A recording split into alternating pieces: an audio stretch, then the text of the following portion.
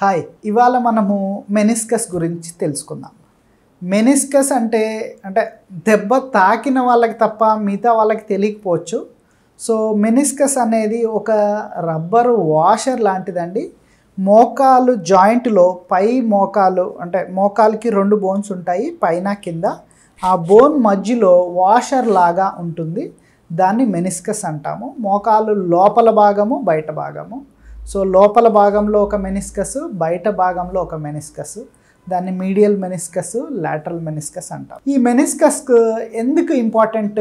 మన నీ జాయింట్కి shock absorber లాగా పనిచేస్తుంది. ఎవరన్నా పరిగెత్తినా దునికినా అది షాక్ తీసుకొని దాన్ని మన నీ జాయింట్ని ప్రొటెక్ట్ చేస్తుంది. చాలామంది ఇప్పుడు కామన్గా అరౌండ్ 40 years వాళ్ళు సడన్గా పరిగెత్తారు, ఒక 5 రోజుల తర్వాత నొప్పితో వస్తున్నారు అనుకోండి. ఎక్స్రే తీశారు, ఎక్స్రే నార్మల్ ఉంది, బట్ అయినా కానీ పెయిన్ తగ్గట్లేదు అనుకోండి. ఒకసారి మనం వాళ్ళకి ఎంఆర్ఐ సజెస్ట్ చేస్తాం. ఎంఆర్ఐ తీసిన ఎమ్మటే వాళ్ళకి మెనిస్కస్ టేర్ ఉంది అని మళ్ళీ వస్తారు. సో సార్ ఇదేంటి, ఎక్స్రేలో కనపడదా అంటే, ఈ మెనిస్కస్ అనేది టిష్యూ అనేది మనకి ఎక్స్రేలో కనపడదండి. ఎక్స్రేలో బోన్ రిలేటెడ్ స్ట్రక్చర్సే కనపడతాయి. అందుకనే ఈ మెనిస్కస్ ఇంజరీస్ కోసము మనము ఎంఆర్ఐ తీస్తాం.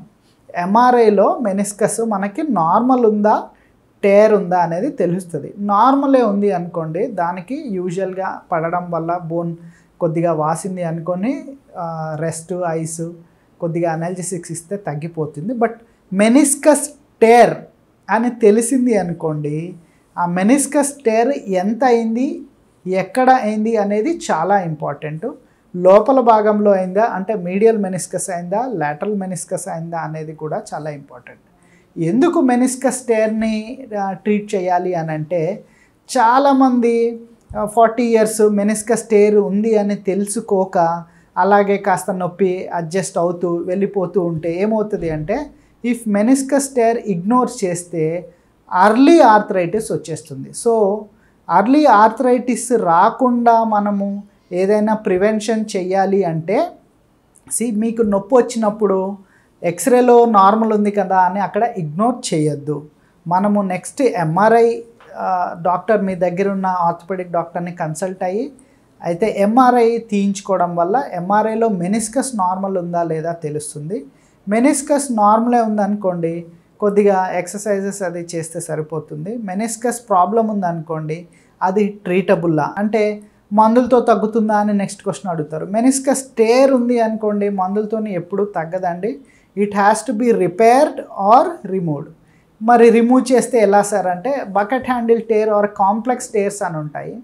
బకెట్ హ్యాండిల్ టేర్ని కూడా ప్రజెంట్ డేలో మనం రిపేర్ చేయగలుగుతున్నాము.